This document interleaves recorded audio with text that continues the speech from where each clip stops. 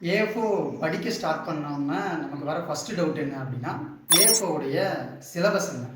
ஏஎஃப்ஓக்குன்னு சொல்லிட்டு ஸ்பெஷலாக சிலபஸ் எதுவும் கிடையாது.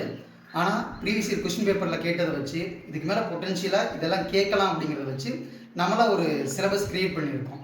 இதெல்லாம் படித்தா பாஸ் பண்ணிடலாமா அப்படின்னு சொல்லி கேட்டிங்க அப்படின்னா, அதை நீங்கள் இந்த சிலபஸை எப்படி யூஸ் பண்ணுறீங்க அப்படிங்கிறத பொறுத்து. இந்த சிலபஸை வச்சு டிசைன் பண்ணி தான் நம்ம ஒரு கோர்ஸ் ரெடி பண்ணியிருக்கோம். அதோடைய லிங்க் டிஸ்கிரிப்ஷனில் கொடுத்துருக்கோம். இந்த சிலபஸ் உங்களுக்கு வேணும் அப்படின்னா நீங்கள் கமெண்ட் பண்ணுங்கள். ஏஎஃப்ஓவுடைய உங்களுடைய டவுட் ஏதாவது இருந்தால் சொல்லுங்கள். இல்லைனா கிளி லெஜெண்ட்ஸ் உங்களுக்கு எப்படி தெரியும் அப்படின்னு சொல்லி கமெண்ட் பண்ணுங்கள்.